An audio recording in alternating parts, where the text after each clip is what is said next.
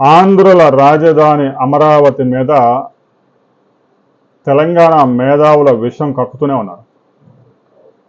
గతంలో ఒక మేధావి ప్రొఫెసర్ అని చెప్పుకుంటాడు, కనీసం పేపర్లో అక్షరాలు కూడా చదవలేడు, ఆ పేరు నేను చెప్పను.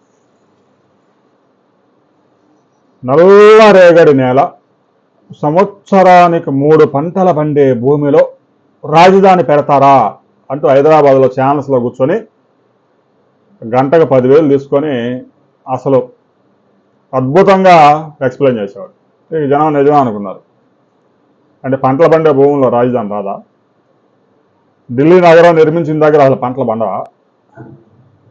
రాజధాని అంటే తీసుకెళ్లి ఎడారిలో పెట్టాలనా? మరి వాటి చదువు అంతా ఎడిపోయింది. హైదరాబాద్ నగరంలో హుస్సేన్ సాగర్ ఆయకట్టు కింద వరి సాగు నేను చూశాను నాయన నరసింహారెడ్డి అనేక సార్లు చెప్పాడు. మేము చిన్నప్పుడు ఇట వెళ్ళేటప్పుడు బుల్లెట్ వేసుకుని వెళ్ళేటప్పుడు ఇదంతా వరి సాగు ఉండేది అన్నాడు. హుస్సేన్ సాగర్ దిగువన ఇందిరా పార్కు పరిసర ప్రాంతాలు, ఇంకా ఆర్టీసీ ఎక్స్ రోడ్డు ఆ ప్రాంతాల్లో. అంటే హైదరాబాద్ నగరం నిర్మించింది పంట భూముల్లో కాదట. ఇక అమరావతి రాజధాని నిర్మించిన ప్రదేశం మీద మరో మేధావి ప్రొఫెసర్ అట. మరి పొరుగు రాష్ట్రం ఆంధ్రప్రదేశ్ పొరుగు రాష్ట్రానికి చెందిన ప్రొఫెసర్ రామచంద్రయ్య అని మరొక ఆయన బయలుదేరారు. అమరావతి రాజధాని నిర్మాణం వల్ల ఆంధ్ర రాష్ట్ర ప్రజల అందరి మీద భారం పడతా ఉన్నాం. మరి ఈయన ఎత్తిన మీద ఎంత భారం పడిందో తెలియదు. ఇక ఆ ప్రొఫెసర్ చెబితే వినడం లేదని మరో ప్రొఫెసర్ని రంగంలో దింపారు పూర్తి స్థాయిలో. నెలకు 10 లక్షల ప్యాకేజీ, ఆయన ఎక్కడ మీటింగ్ పెట్టినా కూడా ఏర్పాట్లన్నీ ఆ పార్టీ వాళ్ళే చేస్తూ ఉన్నారు. ఆయన యొక్క ప్రతి point pin to pin Amaravati రాజధాని మీద పరిశోధన చేశాడు. ఈ ప్రొఫెసర్లందరూ రిటైర్డ్ అయిన దాకా మంచిగా జీతాలు తీసుకోవడం, ఇక రిటైర్డ్ అయినాక ఎలాగో పెన్షన్ వచ్చింది 70,000, 80,000, 90,000 దాకా. ఇక ఆ తర్వాత మొదలు పెడతారు రాజకీయాలు. యూనివర్సిటీలో ఉన్నప్పుడు కూడా చేసేది అదే పని అనుకోండి. క్లాసులు ఎప్పుడు చెప్పారు? అంత అద్భుతంగా క్లాసులు చెప్తే మన యూనివర్సిటీలో ఇంత దరిద్రంగా ఎందుకు తగలబడతాయి? ప్రపంచంలో టాప్ 100 యూనివర్సిటీల్లో ఆంధ్రప్రదేశ్లో ఒక యూనివర్సిటీ కూడా లేదు. మరి ఇంతమంది ప్రొఫెసర్లు తలకాయ తీసిపోయి ఆడబెట్టుకుంటారు. మరో ప్రొఫెసర్ రంగంలో దిగాడు. అమరావతి రాజధాని ముంపు ప్రాంతము అనే విషయాన్ని సింగపూర్ కన్సార్జియం తేల్చి చెప్పిందంట. మరి ఆయన చెవులో చెప్పిందా? అమరావతి రాజధాని ప్రదేశాన్ని ఫిక్స్ చేసిన తర్వాత సింగపూర్కి 1,600 ఎకరాలు స్టార్టప్ సిటీ కింద డెవలప్మెంట్కి అప్పచెప్పారు. ఇక నగరంలో ముంపు ప్రాంతాలన్నీ పరిశీలించినప్పుడు కొండవీటి వాగు లిఫ్ట్ సలహా ఇచ్చింది వాళ్ళే. ఎందుకంటే కొండవీటి వాగుకి ఒకేసారి పాలవాగు నుంచి కొండవీటి వాగు నుంచి వాగుకి పెద్ద ఎత్తున 8,000 నుంచి 10,000 క్యూసెక్లు వరద వచ్చే అవకాశం ఉంది. కొండవీటి వాగు వరద వచ్చిన సమయంలోనే కృష్ణానదిలో 10 లక్షల క్యూసెక్లు కనుక వరద ఉంటే కొండవీటి వాగులో వచ్చిన వరద కృష్ణానదిలోకి వెళ్లకుండా వెనక్కి తన్ని ఆ ఉండవల్లి, కృష్ణాయపాలెం, వెంకటపాలెం ఆ గ్రామాల్లో ముంపు ఏర్పడుతుంది. సరే, గతంలో అంటే పంట పొలాలే కాబట్టి మునిగిపోయాయి. తర్వాత 2 రోజుల తర్వాత మొత్తం క్లియర్ అయిపోయాయి. ఇక రాజధాని వచ్చిన తర్వాత ముంపు సాధ్యం కాదు కాబట్టి లిఫ్ట్ ఇరిగేషన్ నిర్మించారు 250 కోట్ల ఖర్చుతో. సరే, ఆ లిఫ్ట్కి అనవసరంగా ఖర్చు పెట్టారట. ఇదిలా ఉండగానే మరో లిఫ్ట్ ఇరిగేషన్కి బడ్జెట్ సిద్ధం చేశారు. అది అయిపోకముందే 3వ లిఫ్ట్ ఇరిగేషన్ కూడా పరిశీలన చేస్తూ ఉన్నారు అని చెప్పేసి ఆ ప్రొఫెసరు అద్భుతంగా చెప్తా ఉన్నారు. ఇక ఇవన్నీ ఇలా ఉండగా 3 రిజర్వాయర్లు, గ్రావిటీ కెనాలు ఇవన్నీ 6,000 కోట్ల రూపాయలతో అనవసరంగా నిర్మిస్తూ ఉన్నారు అని. రాజధాని నగరానికి అవసరమైన తాగునీరు నీరుకొండ రిజర్వాయర్ నుంచి సప్లై చేయడానికి రిజర్వాయర్ ఏర్పాటు చేసుకుంటా ఉన్నారు. ఒక చెరువు తవ్వుతూ ఉన్నారు. చెరువు తవ్వుతూ ఉంటే ఆ ప్రొఫెసర్ చెప్పేది ఇది: అమరావతి రాజధానిలో అసెంబ్లీలో అద్దాలకే 2,500 కోట్లు అంటే మొదలుపెట్టారు. తిరుమల శ్రీవారి పింక్ డైమండ్ తీసుకుపోయి చంద్రబాబు నాయుడు ఇంట్లో పెట్టుకున్నాడని చెప్పేసి ఒక విషం చెప్పి వాడు ఇప్పుడు కర్ణాటకలో సేంద్రీయ వ్యవసాయం చేసుకుంటా ఉన్నాడు. అసలు సత్యహరిశ్చంద్రుడికి మారు వేషం వేస్తే నేనే అన్నట్టుగా వాడు చెప్తాడు. మరి వీళ్ళ పాపం ఎప్పుడు పండిద్దో చూడాలి. మరలా ఇక కొత్తగా రాజకీయ పార్టీ పెడతా, దుకాణం పెడతా అని చెప్పేసి డిజిటల్ మీడియా పెట్టాడంట. రాబోయే రోజుల్లో ఛానల్ పెడతాడంట. ఇక పేపర్ కూడా పెడితే బాగుంటుంది. ప్రింటింగ్ అద్భుతంగా ఉంటుంది. ఎందుకంటే రాజకీయ పార్టీ పెట్టేవాళ్ళు కదా, అవసరం కదా మీడియా. లేదంటే వాడు భజన రోజు ఎవడు చేస్తాడు.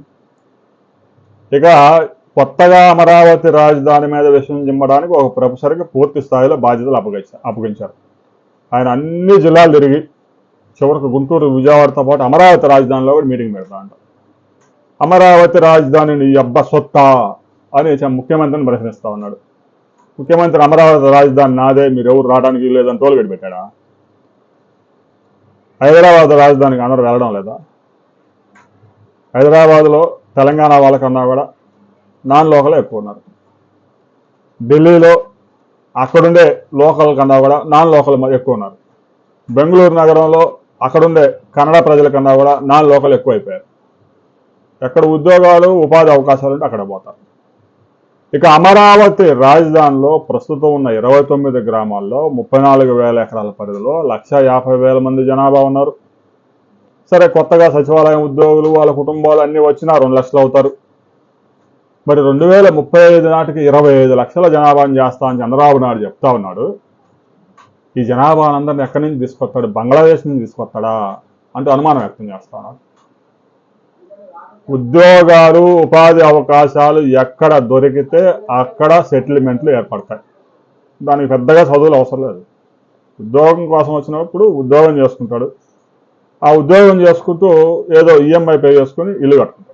హైదరాబాద్ నగరంలో ఉపాధి అవకాశాలు క్రియేట్ అయినాయి కాబట్టి హైదరాబాద్ నగరం 1 కోటి మంది జనాభాకి ఎదిగింది. అమరావతి రాజధానిలోనైనా ఎంప్లాయ్మెంట్ లేకుండా కొత్తగా ఇల్లు రావు అనేది కామన్ సెన్స్. అందుకే అమరావతి రాజధానిలో మౌలిక సదుపాయాలు ముందుగా ఏర్పాటు చేసుకుంటే ఇప్పటికే ఒక 3 యూనివర్సిటీలు మొదలయ్యాయి, పనిచేయడం ప్రారంభించాయి. ఇక బిర్లా ఇన్స్టిట్యూట్ ఆఫ్ టెక్నాలజీ ఒకటి అందుబాటులోకి వస్తూ ఉంది. ప్రతిష్టాత్మకంగా 6వ క్యాంపస్ బిర్లా వాళ్ళు నిర్మిస్తూ ఉన్నారు. బిర్లా ఇన్స్టిట్యూట్ వస్తే మరో 4,000 మంది అక్కడ టీచింగ్, నాన్ టీచింగ్ స్టాఫ్ వస్తారు. 20,000 మంది స్టూడెంట్లు కూడా అక్కడే హాస్టల్స్లో ఉంటారు, కొంతమంది బయట నుంచి వస్తారు. ఇక పర్యాటకంగా, వైద్యపరంగా, పరిపాలనా పరంగా అమరావతి రాజధానికి తిరగలేదు. రాబోయే రోజుల్లో ఒకసారి మౌలిక సదుపాయాలన్నీ కంప్లీట్, ఆ ట్రంక్ రోడ్ల నిర్మాణం అంతా పూర్తయితే పెద్ద ఎత్తున కార్యకలాపాలు ఊపందుకుంటాయి. హైదరాబాద్ నగరం 400 సంవత్సరాల చరిత్ర ఉందని వాడే చెప్తాడు ఆ ప్రొఫెసరే. 400 సంవత్సరాలు చరిత్ర ఉంది కాబట్టి 1 కోటి జనాభాకు చేరింది, ఇంకా పెరుగుతూ ఉంది. మరి అమరావతి రాజధాని మొదలుపెట్టి 3 సంవత్సరాల్లోనే 25 లక్షల జనాభా ఏరి ఉద్యోగాలు ఏవి అని ప్రశ్నిస్తూ ఉన్నారు. ఈ విధంగా అమరావతిలో అసెంబ్లీ భవనాల నిర్మాణానికి వాటి అద్దాలకే 2,500 కోట్లు ఖర్చు పెడతా ఉన్నాడని చెప్పేసి సోషల్ మీడియాలో ప్రచారం చేస్తూ ఉన్నారు. ప్రభుత్వం ఇలాంటి ప్రచారాల మీద చర్యలు తీసుకోవాలి. అద్దాలకే 2,500 కోట్లు అని చెప్తే నమ్మే గొర్రెలు గుంపులు ఉన్నాయి.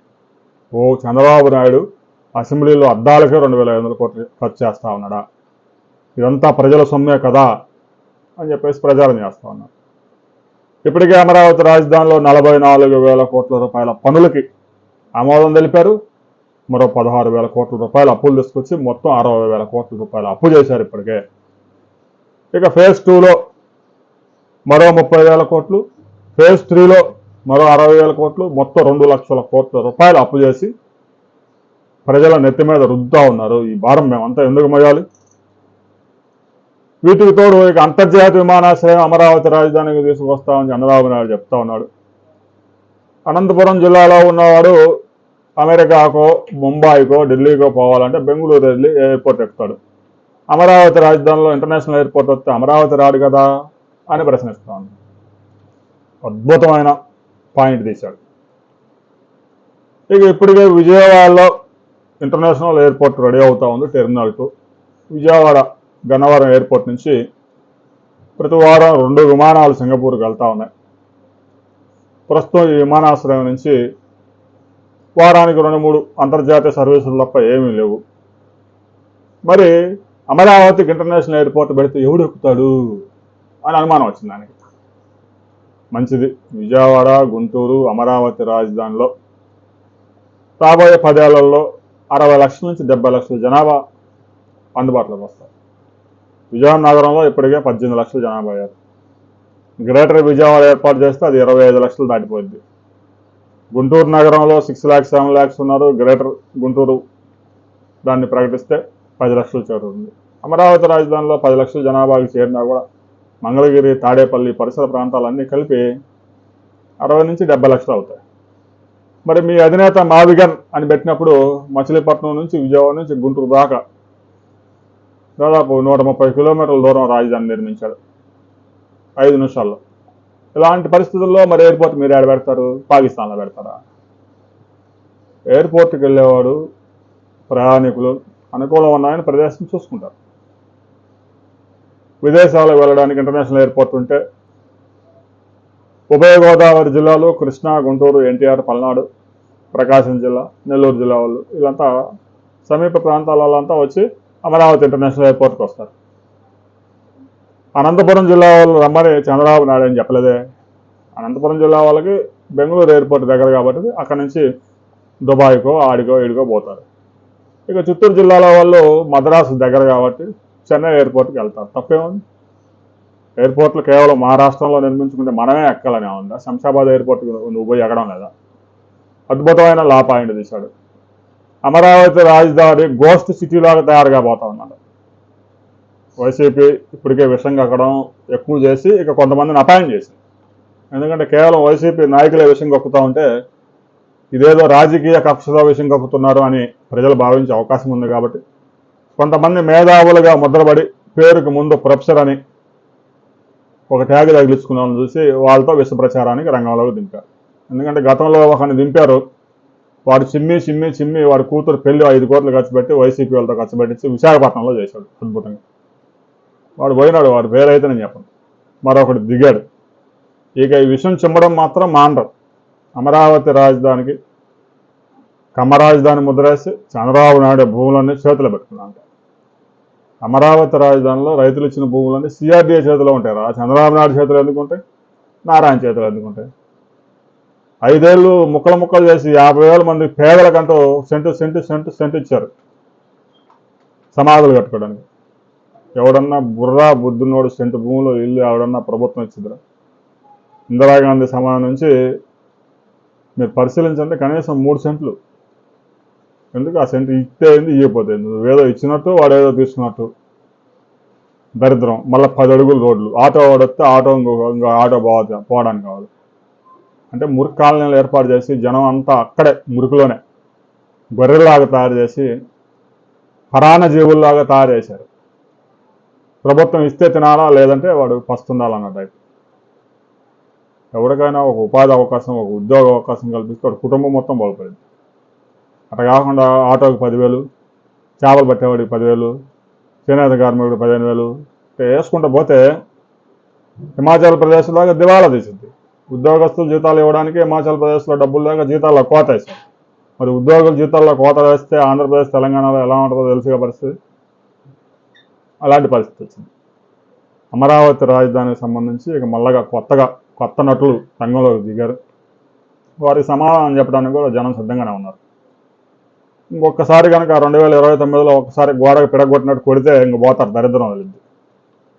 అయితే మరో సంవత్సరం దాకా మేధావులను మొత్తాన్ని వాళ్తారు. వైసీపీ నాయకులు తక్కువ మాట్లాడి మేధావులతో ఎక్కువ అర్పిస్తారు. ఎందుకంటే పేడి కదా, ఎంత డబ్బులు ముడితే అంత అరుపుతాడు.